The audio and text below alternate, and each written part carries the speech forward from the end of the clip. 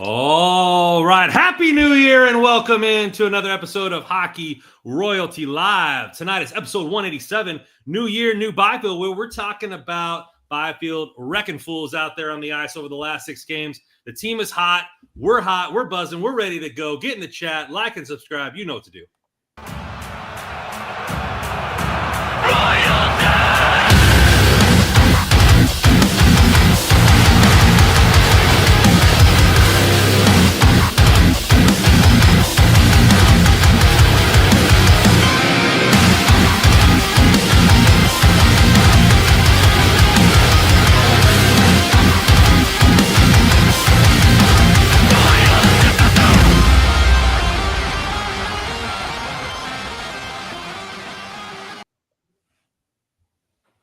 Welcome in, fans. Please hit that like button on your way in. Chat's already buzzing right here with the Happy New Year's. We got Davo, Happy New Year. Hoping the Kings keep their stellar play in 2025. Robert Barton with a Let's Go. Happy New Year. Lee coming here. Happy New Year, fellows. Dan with a Happy New Year's. The boys are button, according to Johnny Van Patna. And then Lee with a Canada just tied it up. And then Kings Rule is saying, hey, Hockey Royalty, where are you? And Gwen say, hey, they're watching the game. So I know you guys are finishing up the game. Canada just tied it up. We're going to get started here with a little bit of intros, let you guys trickle on in. But, it's been a while since I've talked to my boys here. So how you guys doing? Yeah, doing good. Happy New Year to you guys as well. Hope you guys had a good Christmas.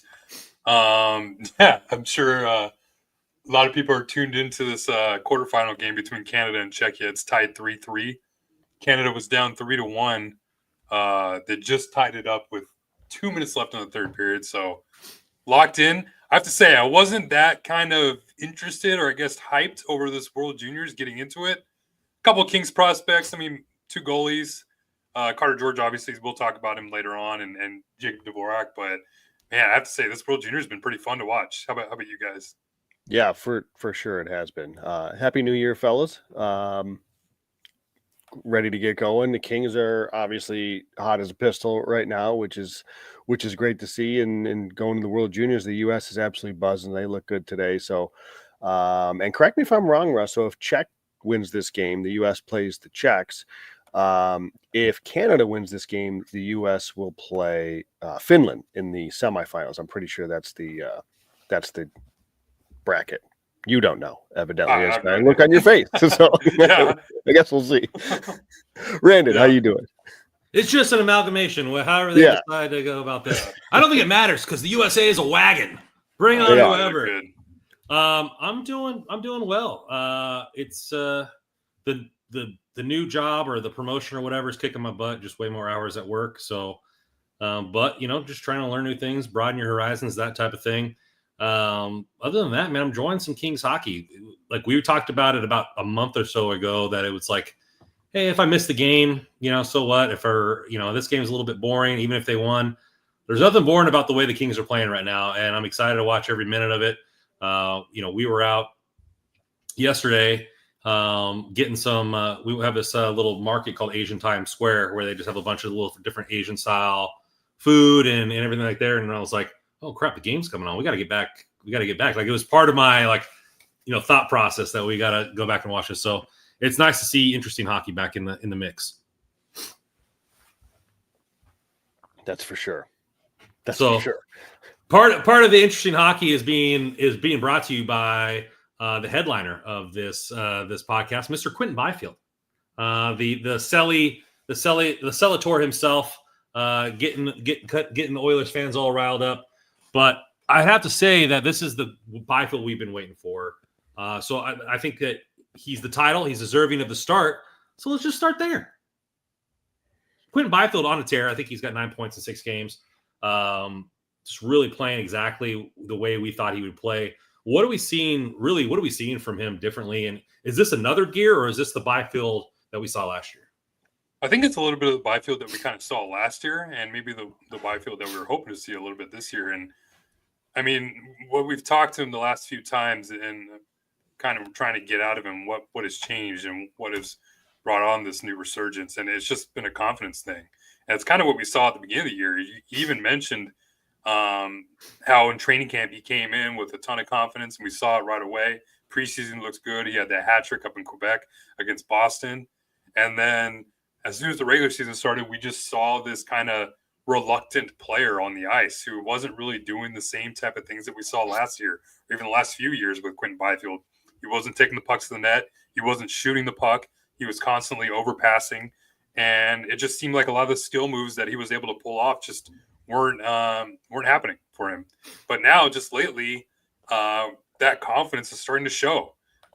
He's doing a lot more of those skill moves, pulling off dangles, shooting the puck a lot more. And I think the goal, obviously the overtime goal against Edmonton to win it was great. Probably his highlight of the season so far. But to be honest with you, like the goal that he scored against the Flyers, or not against Flyers, against the Devils in the last game, I thought that's where I'm like, okay, that's the Quinton Byfield we've been waiting for. Because if you think about it, like it was just him, like as soon as the puck got close to him, he just fired it on net. And even Jim Hiller mentioned it after the game that he thought it was a great play, first of all, by Philip Deneau to kind of sauce it over right to a shooting position for Byfield. But for the Quinton to just take the puck and shoot it and kind of get a little lucky with Jake Allen, with it squeaking by Jake Allen 5-hole. I think that's huge, and that speaks a lot of volumes for the confidence that's kind of built up in the player. And now we're starting to see it pay dividends in the box score too. Yeah, it's helping that some things are falling a little bit, right? I think we're seeing, like it was tough because it's not as if he wasn't necessarily involved in the play and he wasn't involved in creating chances, but there was certainly that like finished product that was missing in some way. And when you look at, so I was looking at natural stat trick and just from his individual expected goals. So this doesn't necessarily take into account like him creating plays. This is just strictly his shots from natural stat trick. And from the start of the season through November, he was 0.62 per 60, which was 12th on the team, which was a little less than last year. He was 0.74.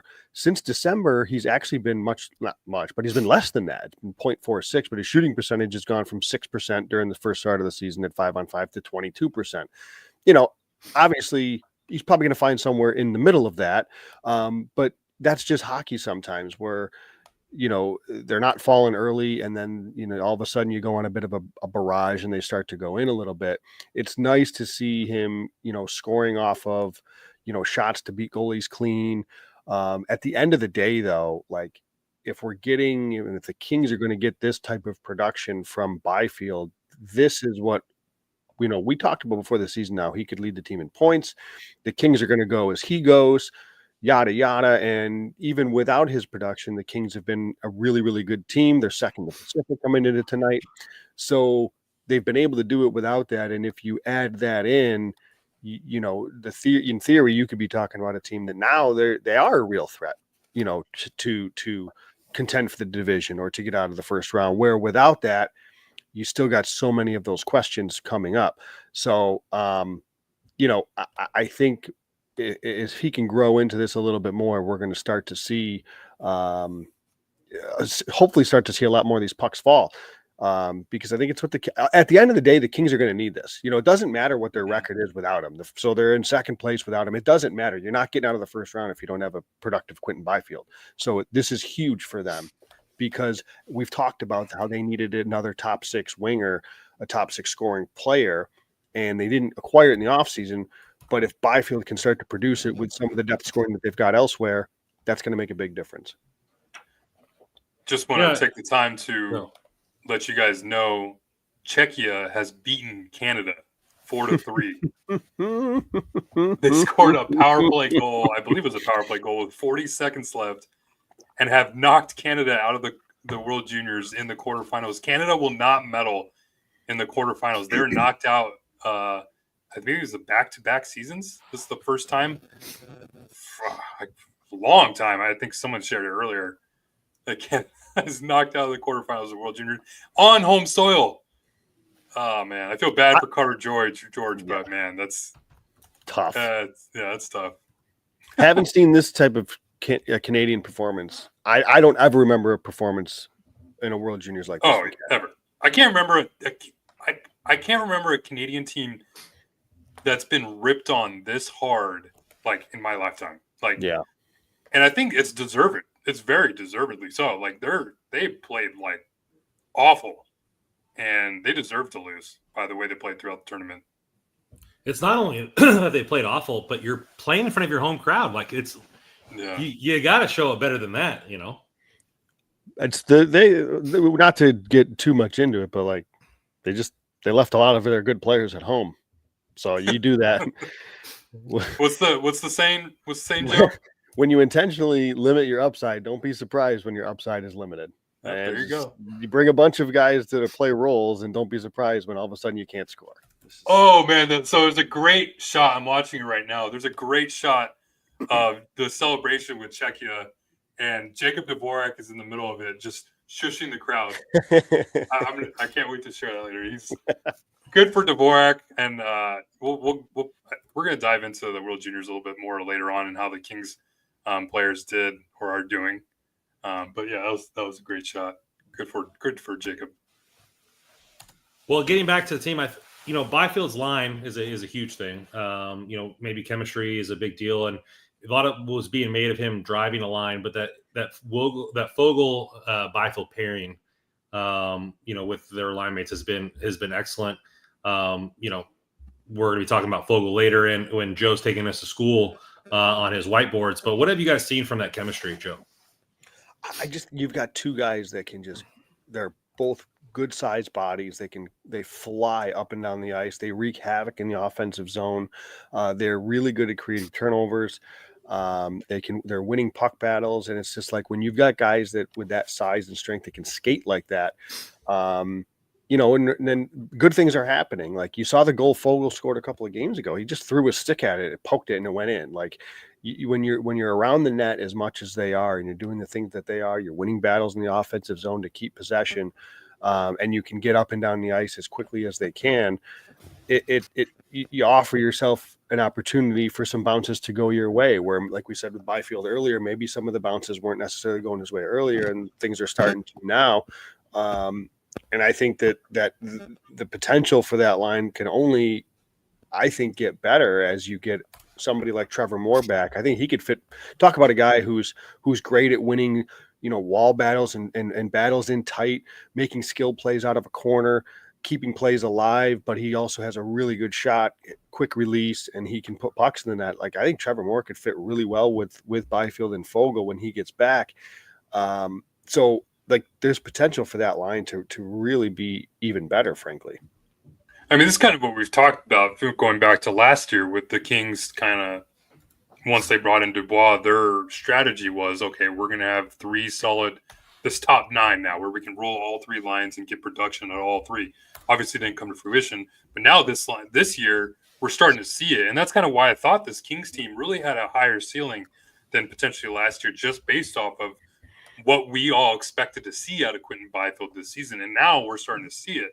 And that really paid dividends in the game against Edmonton, where you saw Kopitar and Deneau kind of do their best to shut down McDavid and Draisaitl. I mean, every team's going to have a hard time trying to do that. But it was really the Byfield line that really took advantage of their matchup and really taking it to the Henrique line on Edmonton. And yeah, Joe, I love the shout out with having Trevor Moore on that line because even with how well Tanner Jeannot was looked there, you replaced him with a player of a caliber player of Trevor Moore.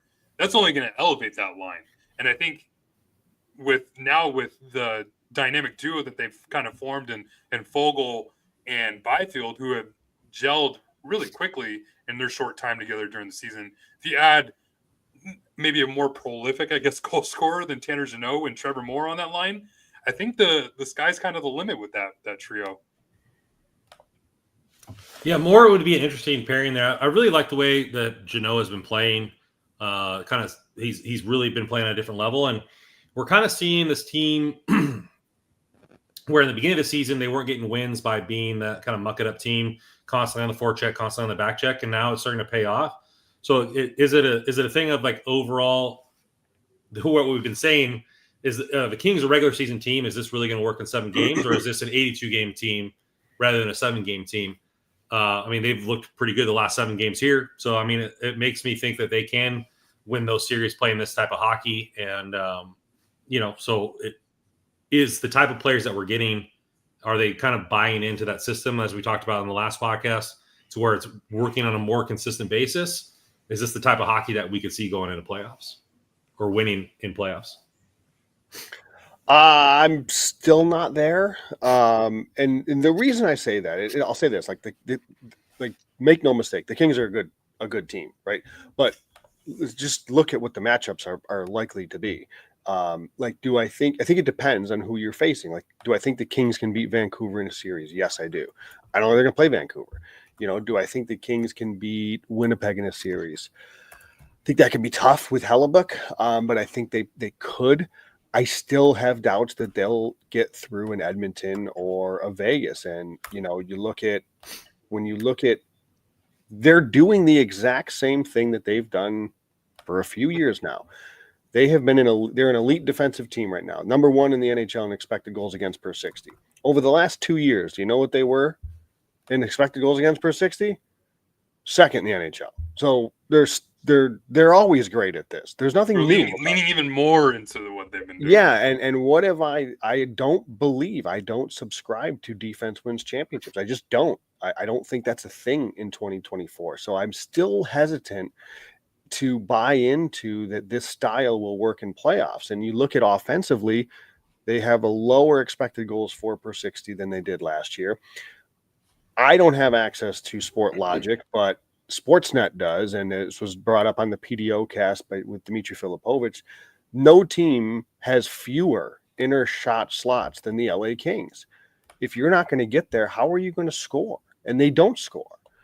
Looking at NHL Edge data, they are in the 77th percentile in terms of long-range shots, 90th percentile in terms of long-range goals, i.e. low percentage. In terms of high-danger shots and high-danger goals, they're sub 50%. I just don't think that that's a formula that can win. Now, the reason I think they're built for these one-off games against random teams throughout the season, teams are coming in and out at various times, and they're going into teams. You're catching teams, and sometimes in upswing, sometimes in downswing, sometimes you're catching them on a back-to-back, sometimes in a 3 and 4, and same thing with the Kings, for that matter too.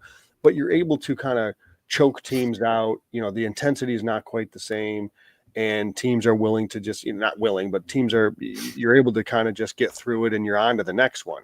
In a series where a team has scouted you and you only to death, you have to now do that against the same team 4 out of 7 times. That's where I say I'm skeptical. I don't know that this formula beats Edmonton 4 out of 7 times. Now, that's bad luck for the Kings that they just keep freaking drawing the Oilers, because I do think the Kings are probably, you could make the case, they're in that conversation for top 5 in the West. Like, you could, whatever, depending on the matchups, but like they just have the luck of the draw where it continues to be Edmonton. Now, if they win the division and you get a Vancouver or you get a wild card team, okay, they might have a better chance to win that series, and I'm more apt to buy into that. But they're still offensively, they don't do enough. The only difference, the biggest difference offensively is they're finding the back of the net a little bit more, which, if you believe that this is a true talent, 10 to 11% shooting team that they've been this season at 5-on-5. Okay. I mean, they've been always in that 8% range for the last however much, sometimes lower than that. So if you want to sell me that this team has better finishers now, maybe that's true. Maybe they're a 10% team now, and okay, maybe that makes up for a little bit of the difference. But when you look at the amount of goals that have come from defensemen that aren't normally going to score goals from the point, I'm just skeptical on the offensive side of the puck, and I just think that matters. Yeah, I still think they're in need of a scoring winger, and we'll see what happens come the deadline, what Blake's kind of got in mind around that time. But I mean, yeah, we're so jaded, right? If the last few years hadn't happened and we'd be watching this Kings team, we'd be saying, "Oh, Stanley Cup! Oh, we're going to Stanley Cup easily." Just by the way they've been playing, the way they've been winning games, the defense looks great. But we've been cursed by the last 3 years playing against the Edmonton Oilers and losing what seems like the same kind of way against the Oilers. trying to win the same way too. And it just hasn't worked. And it's like, how do you get excited over the way that they've been playing and over these regular season games? And like, for me, I just think like they need to try to go for the division title, like just to try to avoid an Oilers matchup at all costs. And I think the best way to do that, because I don't think the Oilers are going to be a wild card team. So I think the best way to do that is try to win the division. And they have a pretty decent shot at doing that. I mean, it depends on what Vegas does, and obviously what Edmonton does. But I think the rest of the Pacific Division is kind of going through their own issues right now. Vancouver has drama with JT Miller and Elias Pettersson. Calgary's kind of stumbling a little bit. And then the rest of the Pacific, I don't think is just that good. So, like, there's a legitimate chance for them to win the Pacific, but there's also like the chance that we just haven't seen this full Kings team yet, and we just have to keep reminding ourselves, like, what is this team going to look like with Drew Doughty in the fold? What is Brant Clark's impact going to be in that situation? How is he going to play? How's Spence going to play? Probably with Gavrikov, because I would just assume that they would just go straight back to Anderson, Doughty, Gavrikov, Spence. Just even with how well Mover has been playing, I think you go back to those pairings and kind of ride the tide until the end of the season. So how will that impact the team offensively? I don't think it'll be a detriment in terms of defense. But if anything, it'll make them better. But Drew Doughty's obviously a better puck mover than I think Gavrikov is on the right side. So how will that defensive pairing look? Because as well as those two played in terms of Anderson and Gavrikov, they're not generating really any offense while they're on the ice together. Yeah. So yeah, as well as much or as good as they're playing in their own zone and limiting a lot of the chances, they're not really doing anything going the other way. So with Doughty in the fold, and now you have Clark and Spence kind of lined up with some pretty solid defensive shutdown players on the other side, we'll see what happens offensively. But right now, I think what's really exciting, I guess, for this Kings team is they're just finding ways to win games, and they're beating these good teams. And I agree with Joe, like some of these teams are coming in here. I mean, the Devils were coming in off a back-to-back to the Ducks. Edmonton, I believe, came off a back-to-back. Philly that came off a back-to-back too. And even they kind of gave the Kings their all there. But you're still playing pretty well at home. So this Kings team is good. It's a good team. It's just they got to keep it up to try to get that division so that way you can avoid the Oilers at all costs and try to find a better matchup in the playoffs. I think it's just PTSD. And I'm going to play devil's advocate in the reason why I think this team is different. One, I think Hiller is pulling a lot of the right moves. This team is playing excellent at home. So the way getting the matchups, having the second change, all that kind of stuff like that has been a huge factor where they haven't played good at home at a lot of the last two teams, if I remember correctly.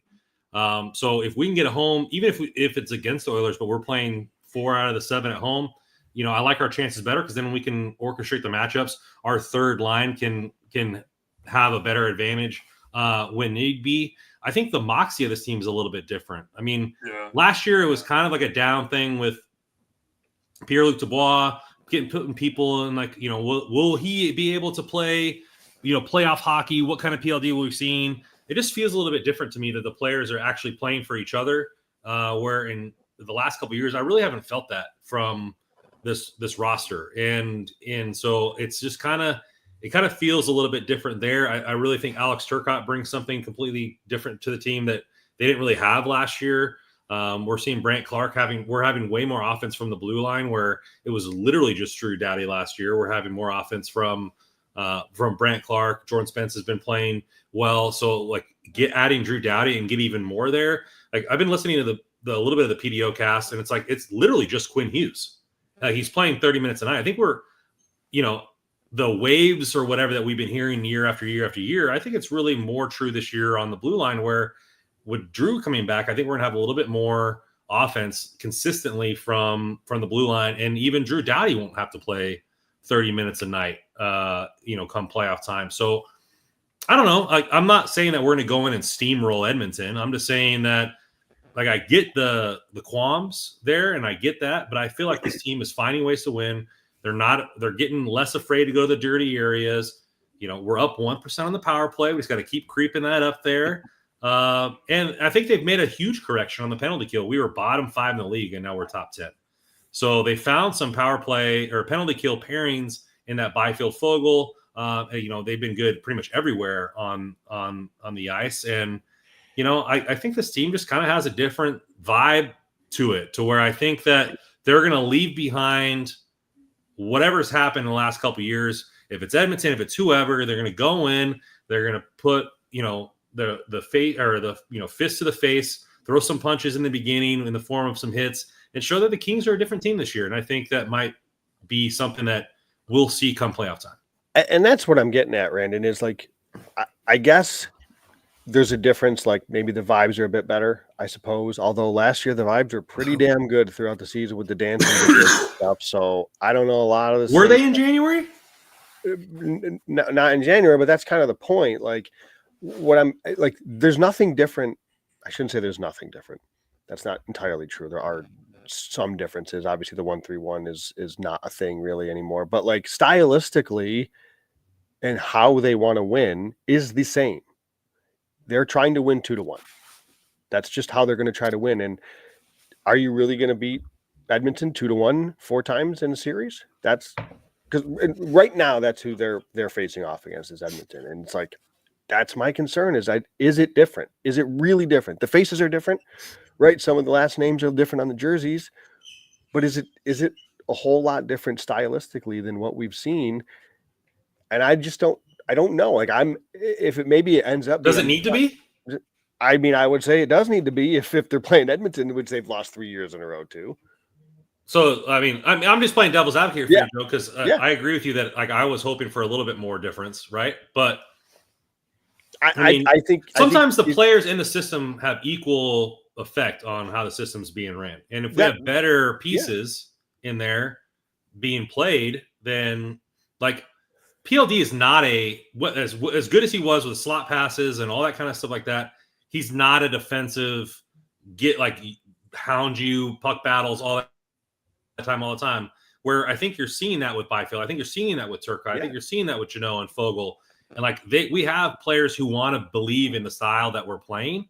And so then that style, I believe it gets elevated to a next level. Will it be good enough to win against Edmonton, or they just stylistically are kryptonite? I don't know. But I feel like there's something different in this team.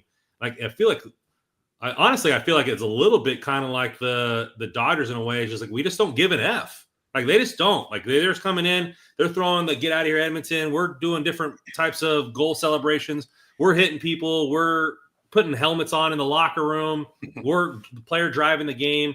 I think Jim Hiller's pulling all the right buttons. I feel like this team feels a little bit differently. Will they be playing this way when it comes April?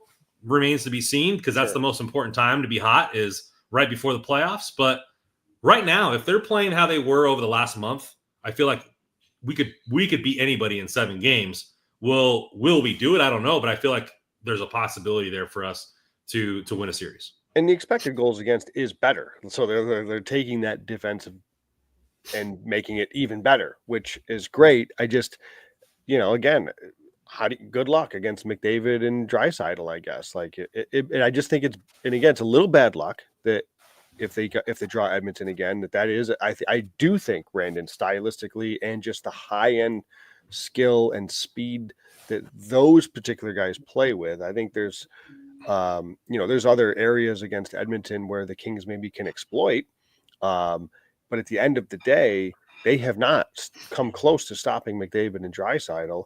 And I have no reason to believe that it'll be any different this time around. Although you mentioned the penalty kill, and I'm glad you did, because if there's a reason for optimism, if you look at Hockey Viz, I reference a lot on here. The penalty kill last year, and we talked about it a lot on this show. I didn't care where they ranked. It was fraudulent. They had the best penalty kill save percentage in the NHL last year. Their expected goals against per 60 on the penalty kill was not that impressive. And Edmonton lit them up in playoffs. And if you look at where Edmonton did a lot of their damage, and Russ, you pointed this out a lot, where they were just leaving that. A lot of chances came from like that corner, that left corner coming out, and there was so many problems there. If you look at the heat maps on Hockey Viz, the penalty kill in terms of expected goals against per 60 is significantly better this year than it was last year. Just because they're not second this year like they were last year, I don't care about that, because it didn't matter last year. That wasn't a process thing. That was a much more luck thing and saves thing. This is a process thing that I trust a little bit more. And if you look last year, Russ, in that corner, blood red, where so many chances were coming from. This year, the exact opposite. So they've totally addressed and changed where they want, and they're directing the penalty kill to attack from. So I think that is a reason for optimism, Brandon, that maybe the penalty kill, Edmonton, where they did so much damage the last 2 years, maybe, if they do get into some penalty trouble in that first round, we're talking as if it's in Edmonton, LA, was half the season still to play, but for sake of conversation, I'm going to keep talking about it until it doesn't happen. for sake of it is better, and that is a reason for optimism. Maybe LA can, and instead of Edmonton at 50% on the power play in the playoffs, maybe it's 30%. And while still that's great, that's a lot better improvement for the Kings, and maybe that's enough to get them through. But you're talking about a team that handily beat them in 5 games last year. It wasn't really a series, and I think the Kings are more equipped. Like I can comfortably say it'll go deeper. Like I would expect at least a 6-game series. But as things sit right now, a lot can change. As things sit right now, stylistically, I haven't seen it. I don't see they're still trying to win games 2-1, and I think they're in the wrong era for that. I think stylistically, you should always make all your bets with DraftKings Sportsbook, one of our first sportsbook partners here at THPN. Now, watching our favorite NHL players is a gift that keeps on giving. And playing Pick 6 from DraftKings, the official partner of the NHL, is one way to take a shot at even more cash prizes. Download DraftKings Pick 6 app, select 2 or more players, and choose whether they have more or less of a certain stat. Pick 6 is available in most states, including California, Texas, Georgia, Missouri, and more. And speaking of gifts,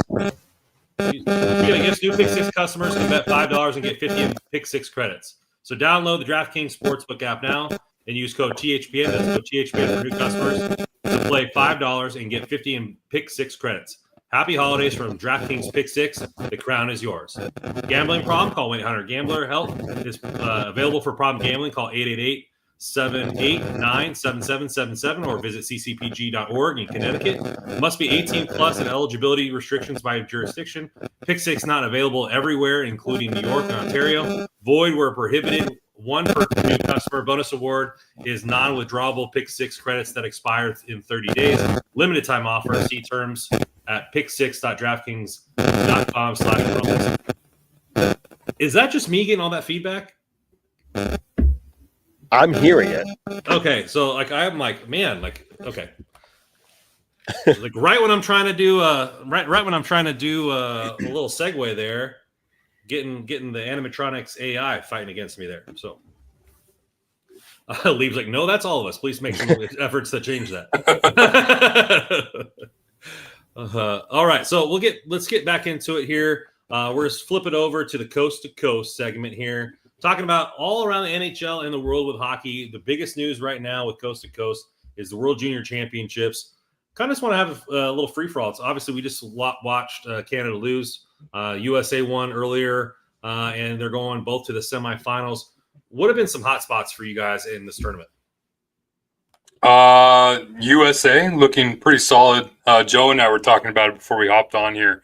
That top line that they have with Ryan Leonard kind of leading the way, Gabe Perreault and James Higgins, potential first overall to be the first overall pick. Yeah, they've been just lights out. And I've been a big fan of Ryan Leonard. He's a draft pick of the Capitals. Seems like the Capitals are just leading the way in terms of their scouting department because they just keep snatching up good player after good player. But the U.S. team just kind of looks like world beaters right now. I would feel like it'd be their tournament to lose, even though they did lose to Finland.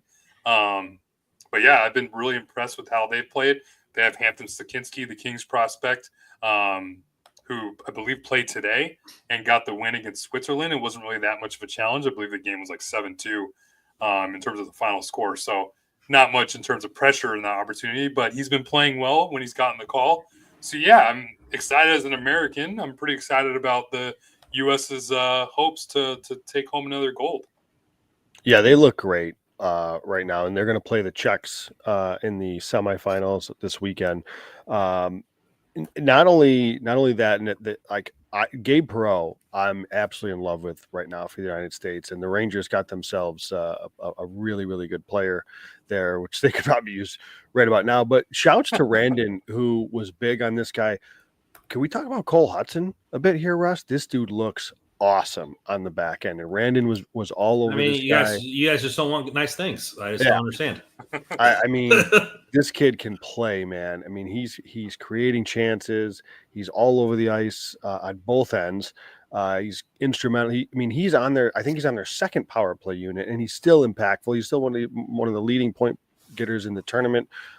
This kid can play. There's a lot of talent on this United States team, and I just think that, for some unknown reason, Canada did like the exact opposite. They were like trying to, they left a lot of talent at home to go. I don't know what they were trying to do. Like they were trying to win. Like this was, I don't know, like it was an NHL, game or something. And they're trying to I think Rob Blake was making their right. Team. Exactly. Exactly. They were trying to go into this tournament and win 3-2. It's like, how do you think?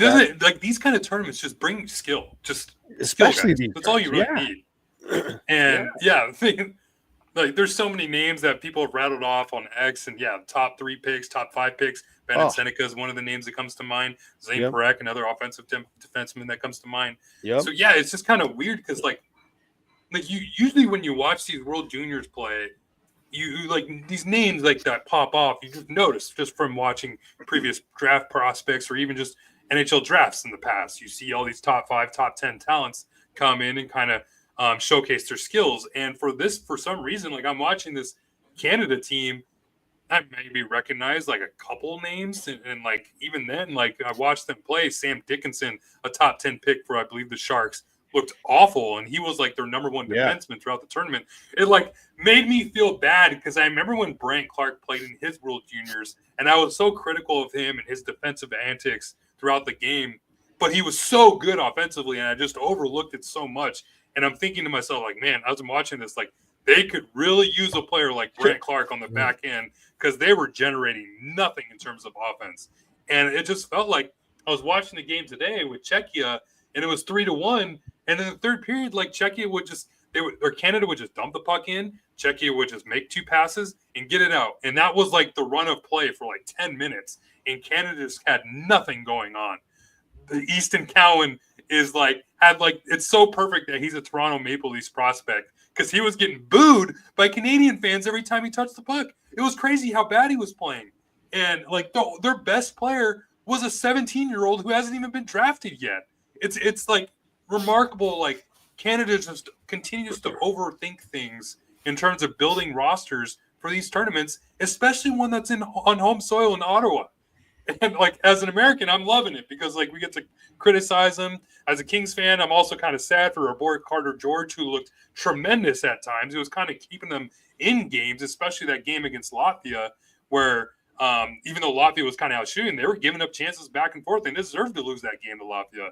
So this tournament, I wasn't that excited coming into it, but the way that's kind of the ebbs and flows and the way teams are kind of showcasing themselves, and now that Canada's out of it, there's a lot of good storylines. It's been fun to watch. I'll give Canada a little bit of grace in that it didn't help Matthew Schaefer, the other guy that potentially could go first overall. He gets hurt. So they lose him after I think the second or third game in the group stage. But watching that decor, especially after Schaefer went down, it's after Molendijk, who I'm still a big fan of, by the way, not impressed with anybody out there on that back end at all. They had too many guys that were frankly just immobile. That was not an active decor. They had these defensive defensemen out there, and this is not the tournament for that. I was a little surprised the U.S. game was as close as it was for a while. I thought the U.S. was going to beat them kind of comfortably. I guess at the end and the score they did, but it was still a tight game. But I think that's alarming from Canada to bring the type of roster that they did to try to D it up. Basically, it makes. It's like they're going backwards because this was a team that you could just bring absolute stud after stud after stud and light up everybody in this tournament. It didn't matter if they were down 3-1. They would go and win the game 6-3 because they're just going to outscore you. There's obviously players that are eligible that aren't playing because in the NHL, right? Bedard, I think Fantilli's eligible. Celebrini. Celebrini. There's guys that could be there. So, they obviously have a ton of talent that isn't going to play, but they still left a ton of talent at home for some unknown reason, because they think, I guess, whoever's running them also thinks it's 1994. Like, I don't get it. I don't know. It's like these guys are overthinking it. But hey, whatever. Good for them. They left an absolute gem in Liam Greentree at home, and another 5 points. Another 5 points tonight. He's missing his 2 front teeth, but the guy gets back-to-back multi-point games every day of the week. So but hey, good for the state. And I'll say this: like Latvia, really fun to watch. Like, not fun to watch, but like those games were entertaining. They battled Sweden today. You mentioned that they beat the Canadians earlier.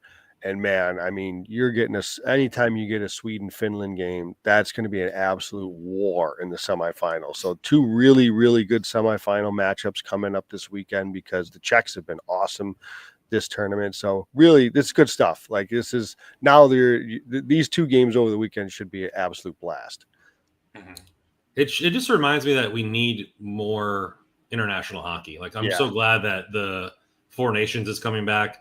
Please, can we get Russia back in this thing? Like stop penalizing these players. They should be on an international stage for sure. So, yeah, I mean, haven't Russian athletes been in the Olympics, like the Summer Olympics, just not under a flag? They've been underneath like the Olympic flag or something.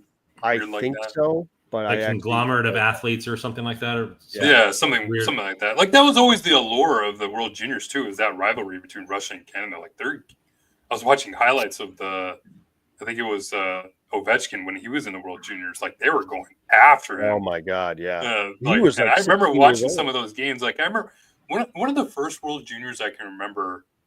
I forget where it was. It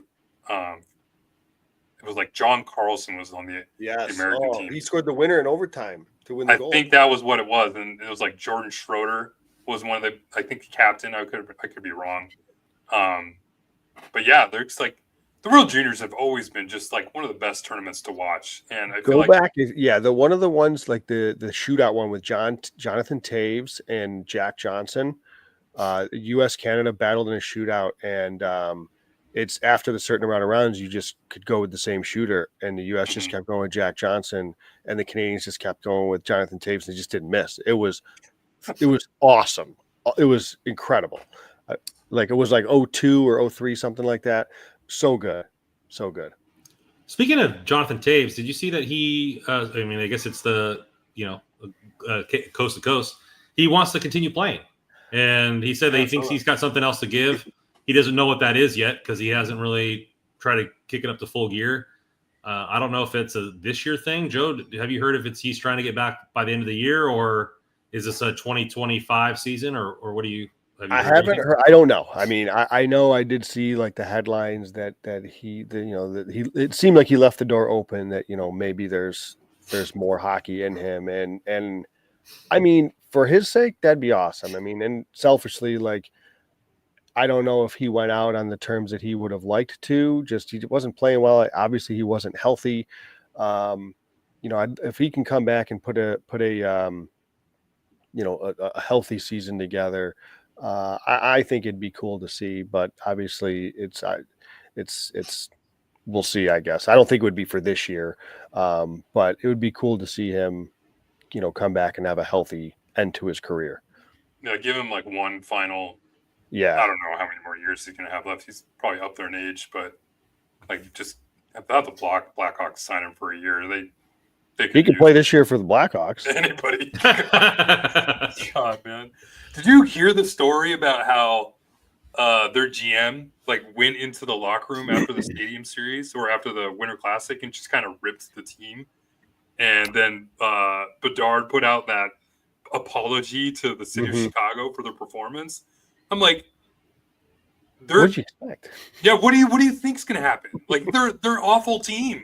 And the Blues have been kind of coming on of late. Like, Montgomery's kind of got that team playing. Robert Thomas is no slouch. He's a great player. They got some good talent there. Cam Fowler seems to be meshing in pretty well with that group. But then, when you put the Chicago Blackhawks, who have been the worst team in the league for the last 3 years, on the national stage, what did you expect? I don't understand, why. They fired their coach. Now Bedard is apologizing. What? come on, guys, like figure it out. Like, yeah, it's just. Where's the outside the box thinking? Like they had the outdoor game in Lake Tahoe, which was really cool. They had the Air Force, the game with the Kings, the Air Force Academy. Like, where's the out of the box thinking and getting some of these? It's the same. We've literally already had the Blues and the Blackhawks in the Winter Classic. Like, I don't get it. Like, okay, I get it because the television ratings and whatnot, but like, it's kind of, haven't they kind of noticed that like the national TV ratings are kind of dipped a little bit in terms of the Winter Classic, and it's become more of this like local kind of hype train that's being brought out to it. And I was wondering, like, why don't we just have more? Like, there's stadiums across the whole country. Like, I don't know how expensive it is to put these on. Well, they still do the stadium series, don't they? They do, yeah. So they've added some stadium games, I guess. I mean, have like 4 or 5 of them. Why not? Like, it's not like you need the Winter Classics have kind of lost their allure, I guess. It's just like it is what it is at this point. And like nobody was going to tune in. Like, I'm not tuning in to watch a Blues Blackhawks regular season game. And I can care less that they're playing outside now at this point. Like, it is what it is. Like, let's get some good teams, and maybe you have more outdoor games. Maybe you get some better matchups, then get some good, better hockey games to boot. Carter Scores has got a good one here. Kings versus Oilers in Yellowstone. I think NHL meets Field of Dreams is what we could get with that one. At the end of the day, though, like I don't think it's crazy as to why Chicago's there this year with Connor Bedard. Like he is the next like young star that they want to pump. So I understand it. I get the frustration from everybody who's like, seriously, Chicago again. But I can also understand them wanting to showcase Connor Bedard and do as much, media with him as possible. I get that. And then usually what they try to do, right, is find a rival. And obviously Chicago, St. Louis is a classic, rivalry. Even though St. Louis down year, like you said, with Montgomery, they are playing better. That there are, there's a little more talent there now, especially after the additions of Broberg and Holloway. That this is, if they had Montgomery at the start of the season, who knows? This could be a little bit more of a competitive team, and they're around. I mean, they're not going to be,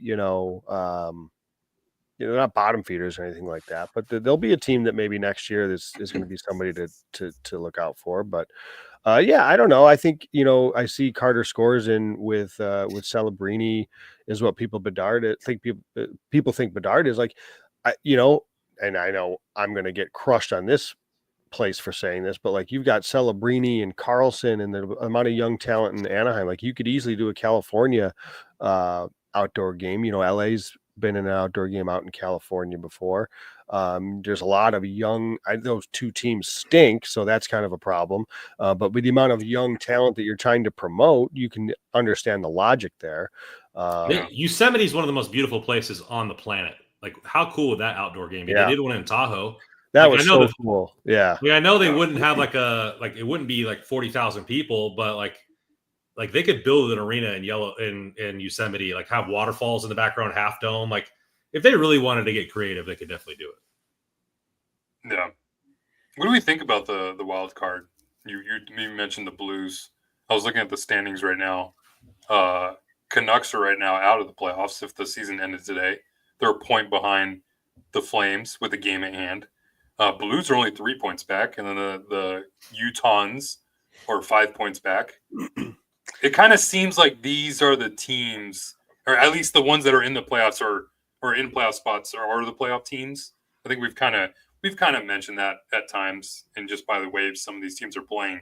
But I was looking at some of the wild card teams. I mean, Utah's been playing better. Mm-hmm.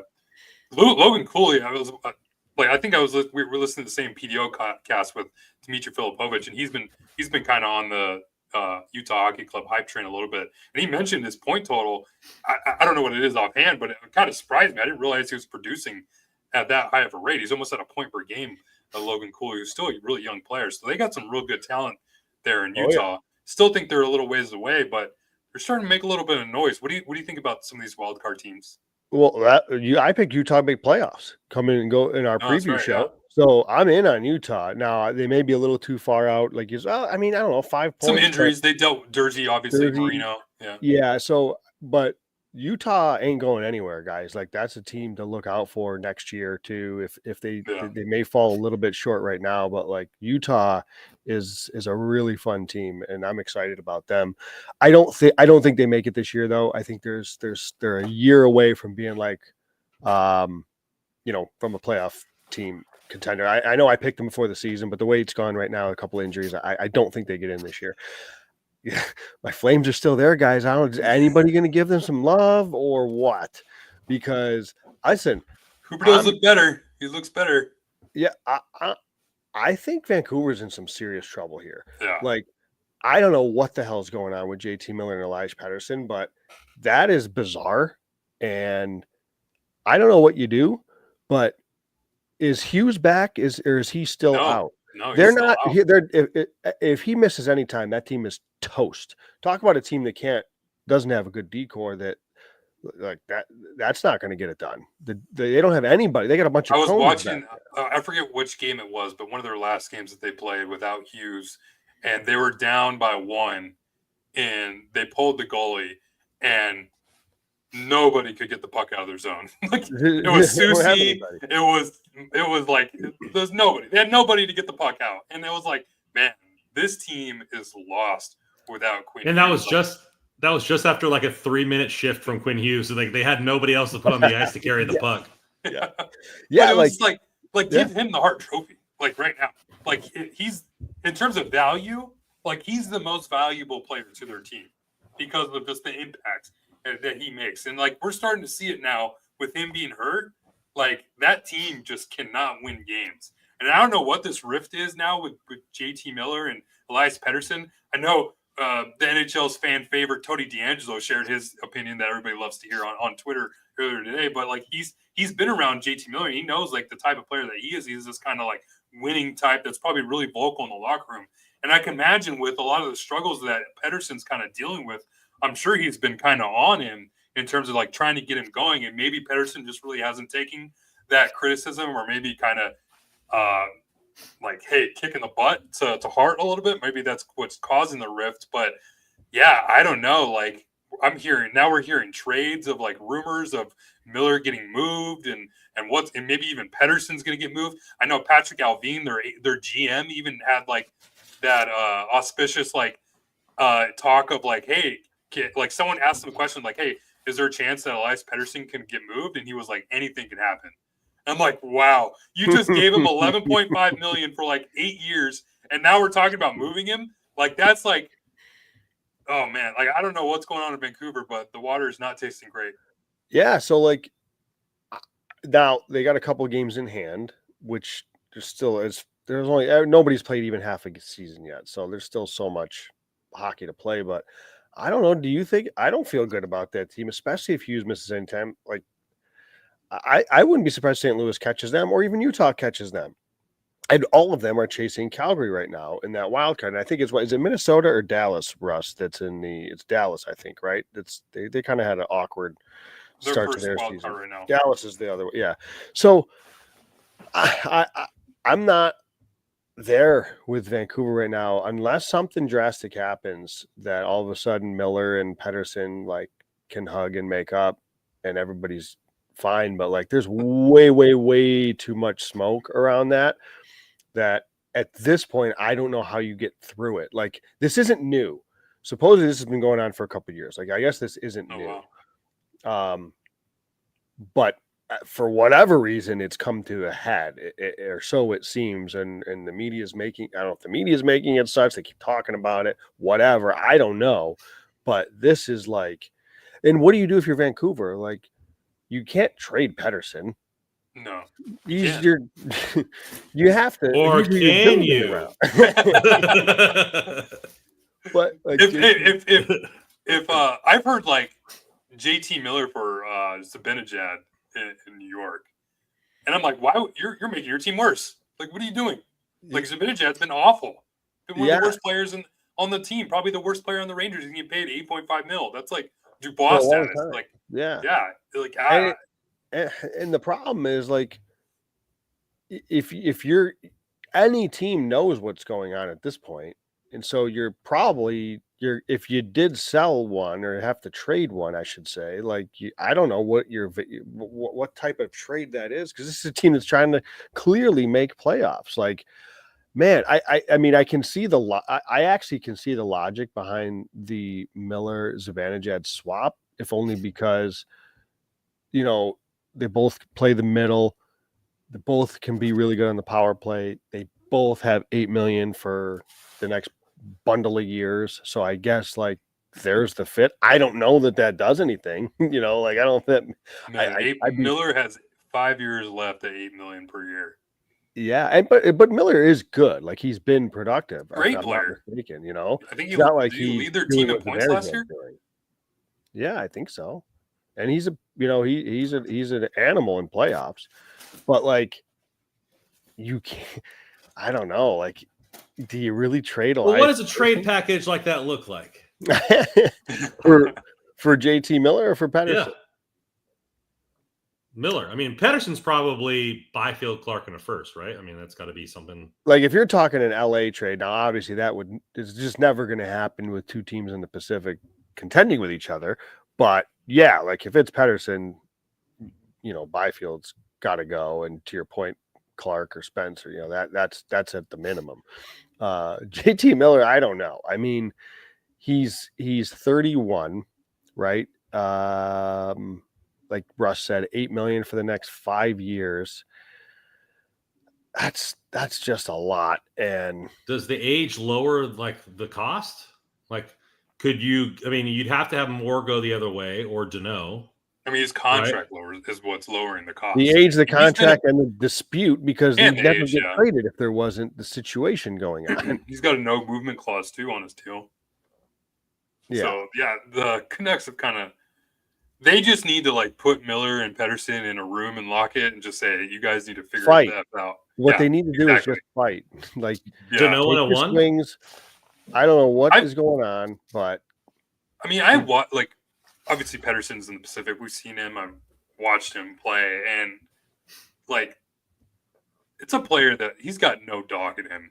Like I watched Pedersen play, and it just like seems like there's no fight in the player. Like when you watch Adrian Kempe, like he's like out there, he's got the sellies, he's like involved, he's giving it to players here and there. Like with Pedersen, it's just kind of like whatever. Like it is what it is. Like you need to see more out of that player, and like for him to be making that as much money as he is, like he is not producing that. Like they've got, I think Pedersen is probably clearly more of a problem. I feel like than Miller, but I feel like with Miller probably voicing his displeasure with how Pedersen's playing, it's probably not making it any easier for him either. Does Miller? I mean, you're saying it's not going to get done, but for the sake of my tinfoil hat not being wasted, how do you think he fits in a team like LA? Like, he would help the power play right off top. He's a really good power play player. He's productive. He gets to the dirty areas. He is an absolute animal. Like he's the type of player everybody would love to have on their team and you hate to play against, but by the way, he can also score. It's not like he's just an agitator. Like he's a very well-rounded player that can do a lot for a team. So I mean, he would help any team, to be frank. He would fit in anywhere. He is a significant upgrade. Well, let me say this. He's a significant upgrade to Philippe Danault. However, I don't know that the Kings see it that way. The Kings want to win 2-1. JT Miller does not help them win 2-1. JT Miller is sometimes allergic to the defensive zone. So I don't know where that fits with the LA Kings, right? Like that's not the type of player that I think they want. So that's where I would say that I'd pour cold water on it, is that they would much prefer Danault getting 30 points. Don't like to have nice things, Joe. I understand. Hey, I think Miller is a player. It's just a really hard thing, right? Like if you're talking the rumor that Elliot Friedman kind of threw, not a rumor, it was just his idea, but it does make a lot of sense. You know, like if one of those guys moves, like there isn't a team more than Buffalo that could probably use a potential big time center like so we can go and yell at Rasmus Dahlin. Well, that's the thing. Like, well, if I'm Buffalo, I'm doing whatever the hell I can to get Pedersen out of those two instead of There's no palm trees. There's no palm trees there. Right. They can't get anybody out there. Does Pedersen? What is Pedersen? See, Pedersen's got does not have a no move clause, at least yet. That it's from what I can tell on the Stanley Cap. So I don't know. People have mentioned in the chat. Would you trade Fiala for JT Miller? I mean,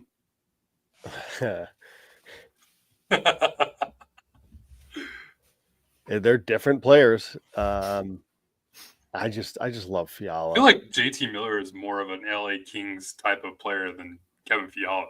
I just think he stinks defensively, though. I guess that's not to say I'm wrong. Maybe I'm wrong on that. I feel like his defensive metrics are really bad. Gotta be more specific there, Joe. Miller. Okay. Fiala's last game was awful. I don't know what he had for New Year's Eve, but it was just kind of like he was missing passes, and even though he's been great of late, like Kev's been turning up, but like he's been good. But I think it was just one bad game. But yeah, I think the JT Miller, like I don't know. I feel like the Canucks would make themselves worse if they ended up trading Miller. Yeah, and their D with him is much better actually than what I stand corrected. It looks like I'm on Hockey Viz, and maybe I'm wrong on that. I may be wrong on that. If he's going to be critical, he's got to have some numbers to back it up. He can't just be. Yeah, I want to make sure that I'm accurate, and at least per Hockey Viz, I'm wrong. So I take it back, JT Miller. You can be welcomed with open arms. Joe is wrong, but you can always be right when coming with our next sponsor here at Game Time to buy your tickets.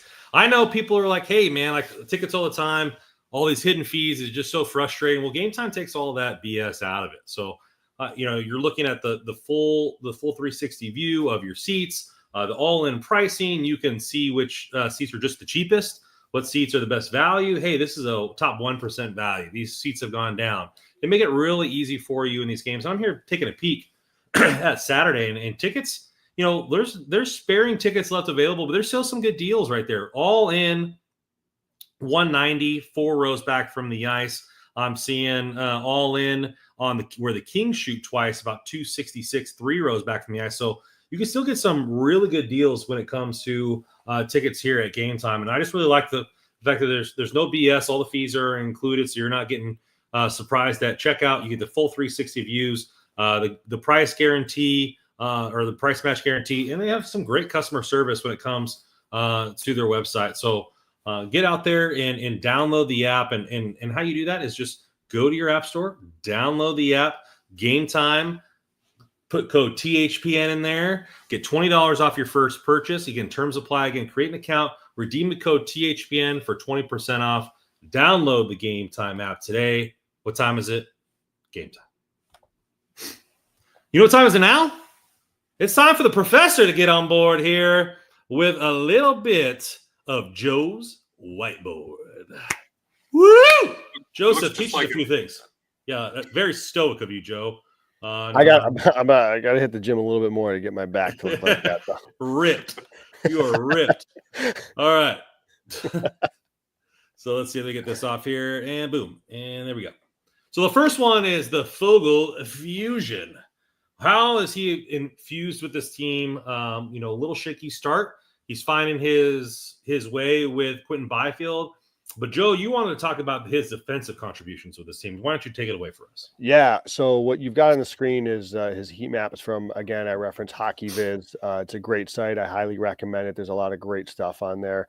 But what jumped out to me, when a lot of times I just kind of browse around and just see if something jumps out to me.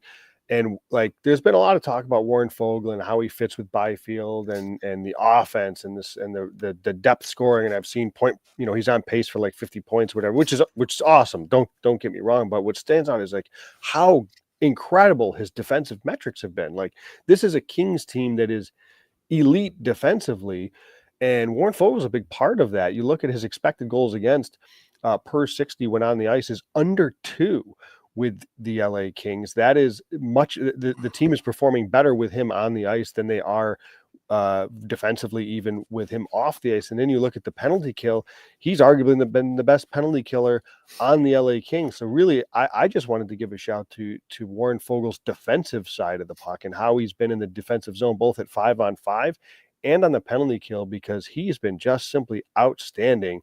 And now that we're seeing some production, you can make the case he's been great at both ends of the ice, right? We talked about a little bit earlier.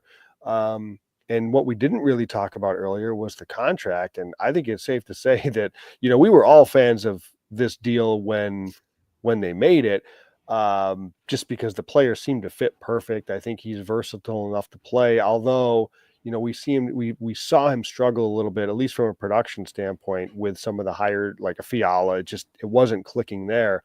But he settled into a really nice spot here with Byfield and Jeannot. And again, we mentioned earlier, I think Moore could fit perfect with Fogle and Byfield. I would love to see that, because Moore is not that like pure skill Fiala like player. He brings a lot more of that north-south too. So really, really impressive signing here. Credit to Rob Blake for getting this one done at a really good number, frankly.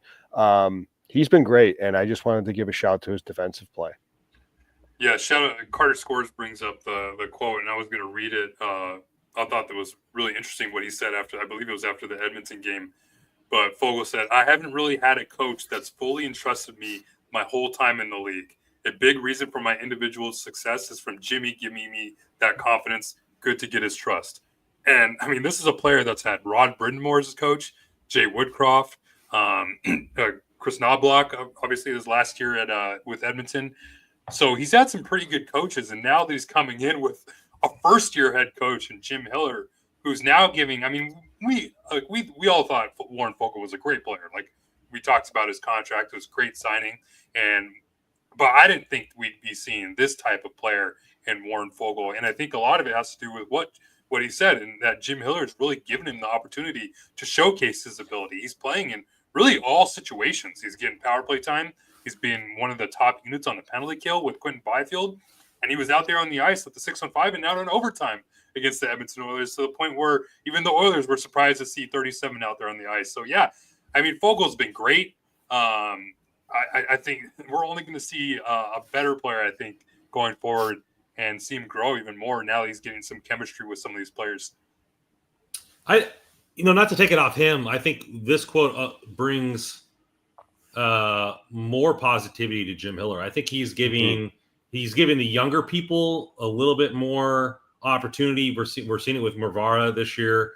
Allowing Turcotte to play on the first line, allowing Clark to really play 20 minutes a night sometimes, and then kind of when he's earned the opportunity, allowing these young players to really take hold of that. And I've been shouting it for years. Opportunity is given, and then it's also earned.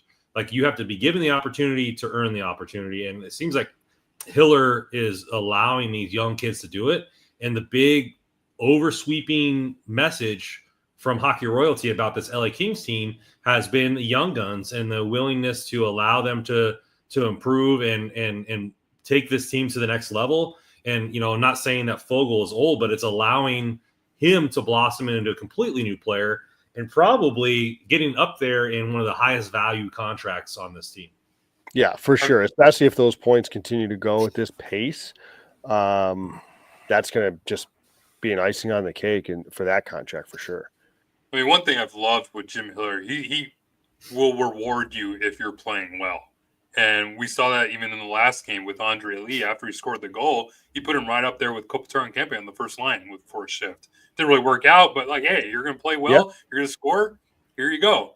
And like, I've always like that's what makes you a good coach. And with kind of what I was so critical on McClellan at times is because he just stuck to the same lines over and over and over. And we saw that even when they were kind of going through that downturn in last year in January, it was just kind of the same lineup over and over and over, the same forward lineup. And I believe he even said, like, hey, I'm just going to have them go figure it out. And Hiller, he's like, hey, if you're not playing well and things aren't going well, I'll shove up the lines. I'll play wherever. And we saw that after the San Jose game when they went into Winnipeg. And that's kind of what brought into light this new lineup now that they've been using ever since then. And it's been working out. and he's been rewarding players, and the players are starting to appreciate it too. And yeah, like Brandon said, that shout out to Jacob Moverara too. Like we're seeing a new confident Jacob Moverara play. We're seeing a new confidence in Jordan Spence now, who's elevating his game lately. Like it's been really good, and I think Jim Hiller's been doing a great job so far in his first year. Yeah, he's taking that. He loves that 11-7 setup, and I wonder if that'll continue when Moore gets back. But that having that 11 forwards and that extra spot just allows him to play around a little bit more. It's allowing him that flexibility. You know, he's feeding Fiala a ton of ice time for a while there, and I think it allows him to do that. And he's got a lot of versatile players that can. To our next slide here is the defensive blockade. Joseph. This was mainly for Jordan Spence and Jacob Moverara there, as you see on the top of your little graph, but kind of break it down what you've been seeing from the defensive core and how this team has really kind of made it. This defensive core has kind of taken a next step.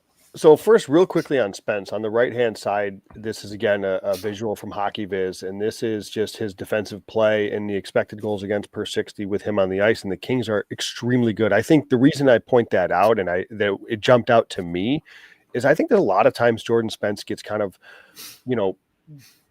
put in this box of like an offensive defenseman that isn't very good defensively because he's young, because he skates well, because he's small, whatever the case is. Like there's people that equate him to Dursey sometimes. And it's like, you look at how good his defensive metrics are. He's very, very good, or at the very least, he's underrated defensively. So I thought that jumped out to me that he's really one of the better defensive impacts on this team. And despite his slow start, he's been excellent, in particular with Jacob Moverara. And with Moverara, so on the left-hand side there, this is for the month of December. Okay, this is Corsi shot attempt shares, so Corsi for percentage and expected goals percentage for the defense group. And number one in both is Jacob Moverara. He just continues to do it. Now his ice time is starting to actually get a little bit less. I think he only played like 7 minutes at 5-on-5 against.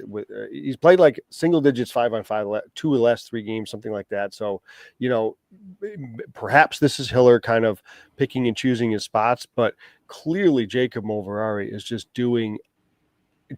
Again, when he's on the ice, the plays in the opponent's zone and he's not allowing high danger chances again. It's been really impressive. And then right there next to him is his partner in Jordan Spence, who is second in both of those. Again, shot share and expected goal share, which is, and you might think, well, of course they're partners. They're going to be tied together.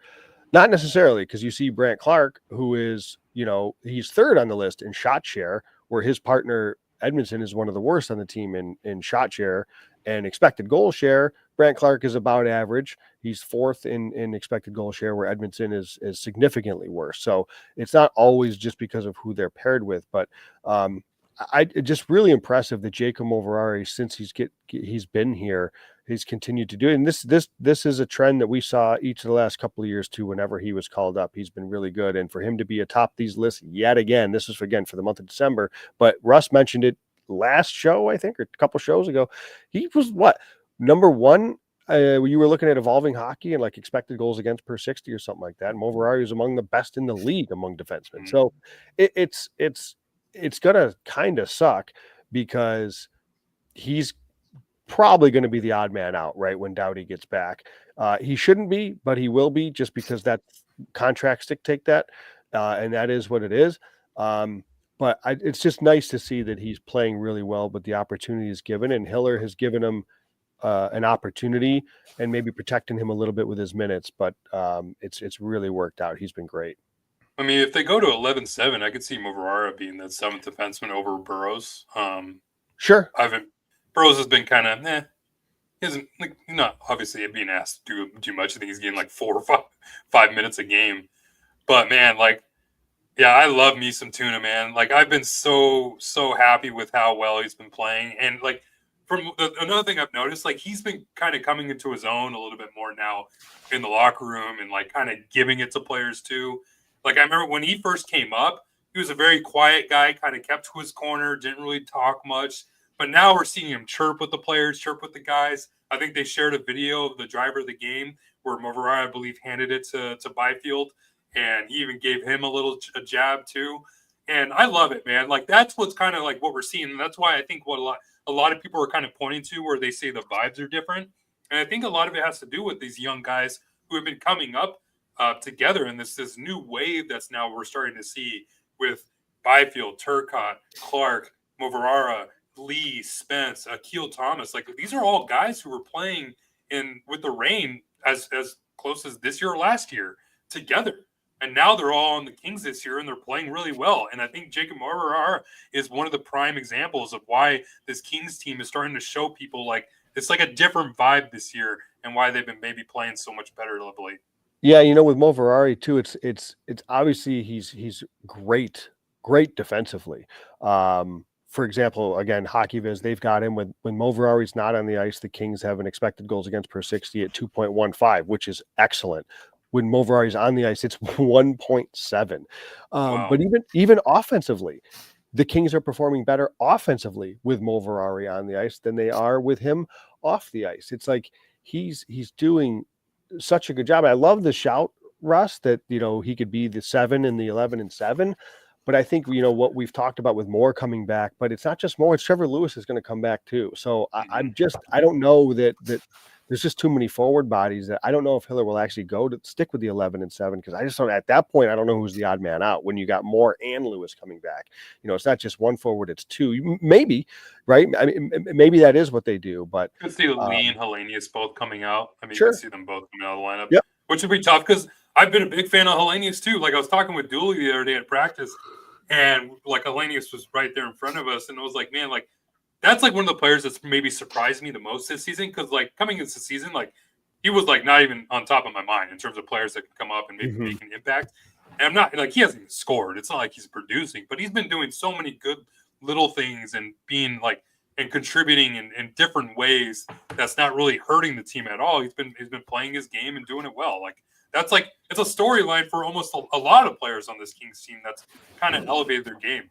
Yeah, we've talked about Hellenius he was a penalty killer. I think that he made his back in his World Junior days. He was a really good penalty killer, and so he's always had that kind of defensive part to his game, and that shows up as well in the metrics. He's a really good defensive center right now, so he can fill in that fourth line role. But I think you're right. I can certainly, as you get to playoffs, I can see them wanting to do that, because I can also see, come crunch time in a playoff series, I don't know, like, does Jim Hiller, will he trust Clark and Spence late in a game? And I guess maybe he wouldn't trust Moverari either, but he's definitely a little bit more he's much more responsible. I shouldn't say responsible, but defense is his thing, right? With Moverari. So I can see, You're getting Joel Edmonson every other shift, man. Just get it in your head. It's going to happen. I think we went the whole episode without mentioning his name. And now Russell did. I want to let you guys in a little secret too. So it's funny because me and Joe were chatting during the game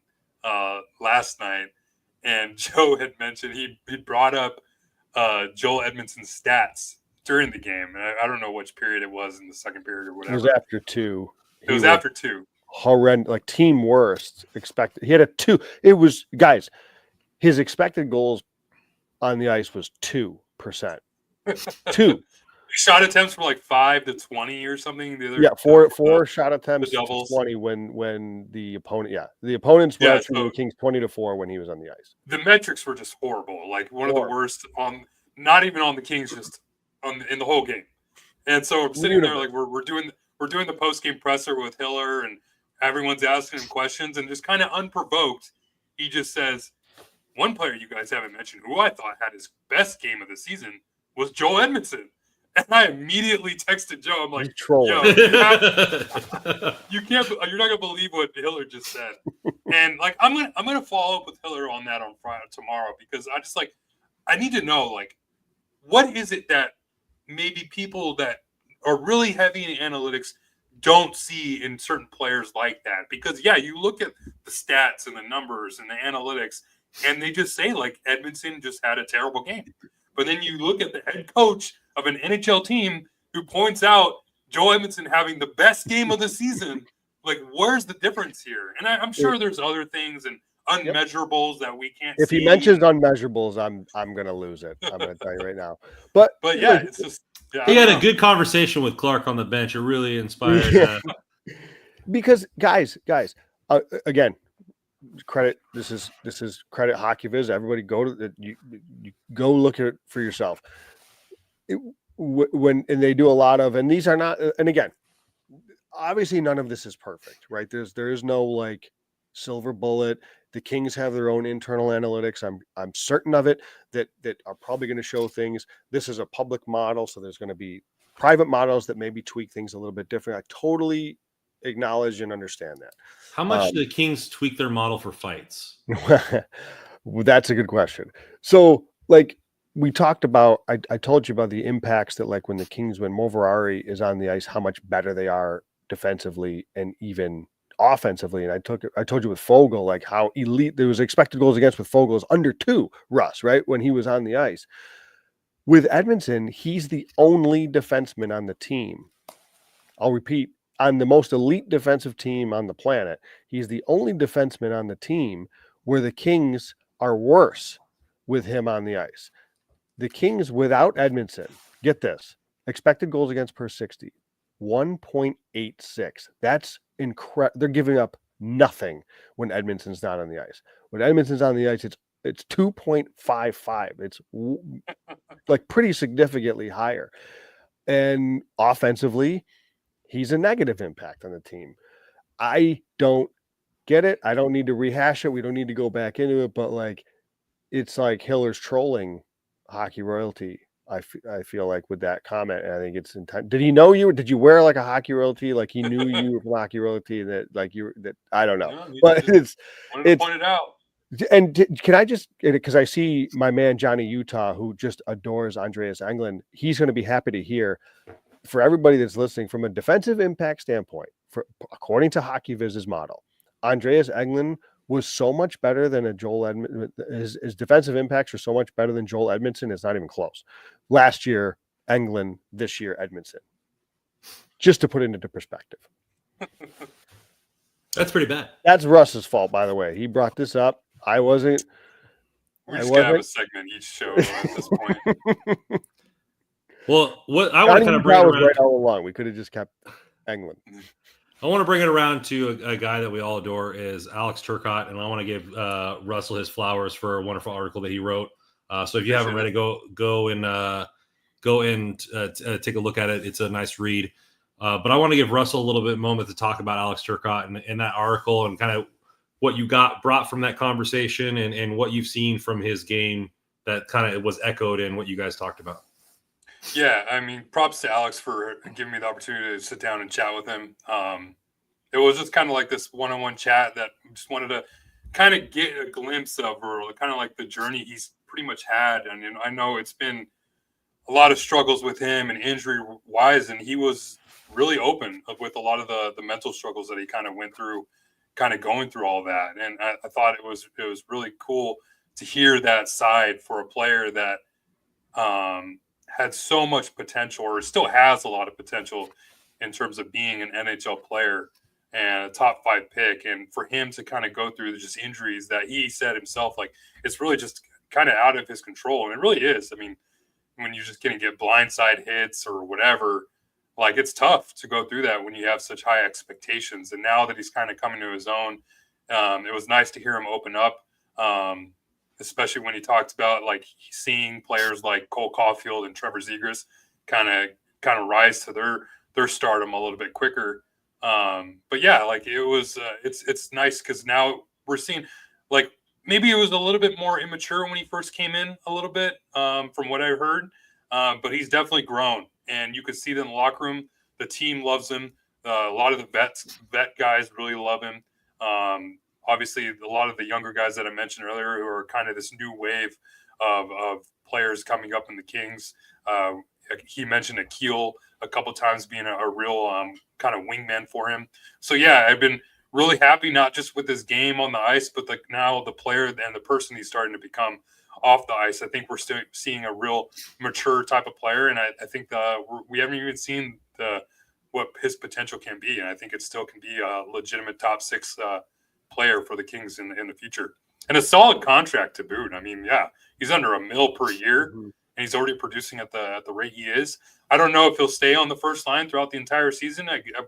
We'll see what happens there, but I mean, it's been good for the time being, and I could see it working moving forward at least.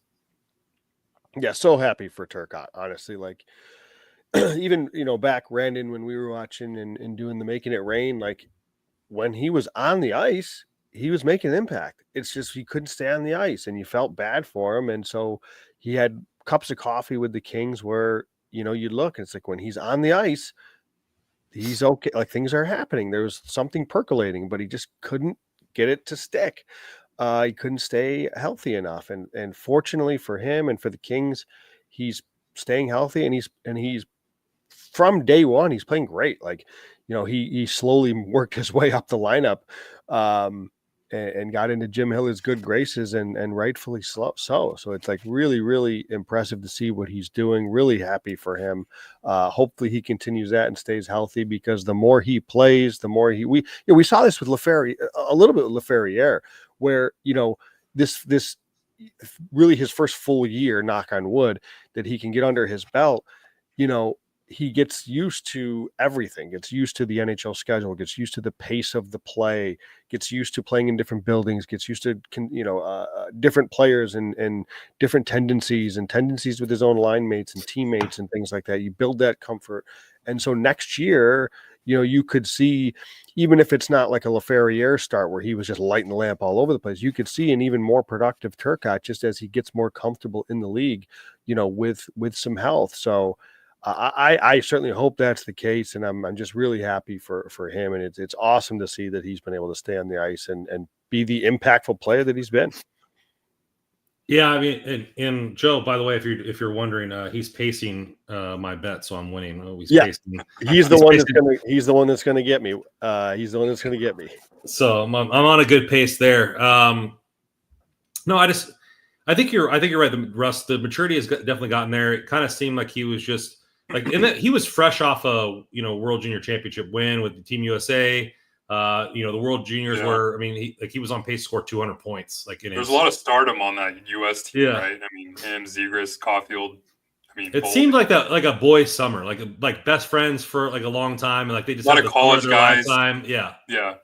And so now, like that, it's kind of, he went to Wisconsin, kind of had that the ab injury where he didn't really have the season that he wanted. Kind of moved on, and then the Reign has been kind of injured. He's never really settled into a spot, and so like he's always had that kind of motor to him, where he plays with a really like relentless pace.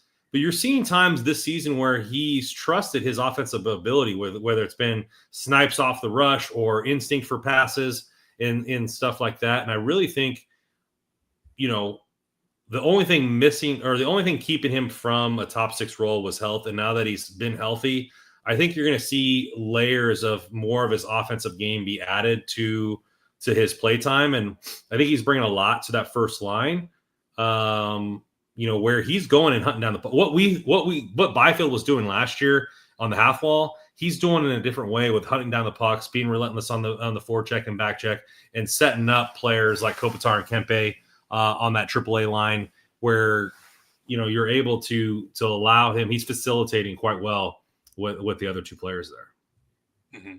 Yeah, the confidence, and I love the last thing that he mentioned. That was just something that he had to look inward. He couldn't look at anyone else to kind of help him out. He just knew that he had to get himself going and kind of focus on him being the type of player that he wanted to be. And we're seeing it. That self-confidence is kind of what's driving that good play on the ice. And yeah, I hope it continues. It's a good story for him. Yeah, best of luck. And he's one of those guys that could definitely change the course of the playoffs of the way he's been playing. Yeah. Well, I think that's going to do it for us tonight here at Hockey Royalty. So please hit that like button on the way out. Find all of the articles, including the one that Russell just wrote, at hockeyroyalty.com. Please visit our sponsors, Go THPN, for both DraftKings and Game Time. Get yourself some nice deals there with your bets and your tickets. Looking forward to the continued success for the Kings there, and the continued success for our fan base here. Happy New Year to everybody. Hope you get everything that your lives are looking for here in 2025. And as always, on this podcast, Go Kings Go.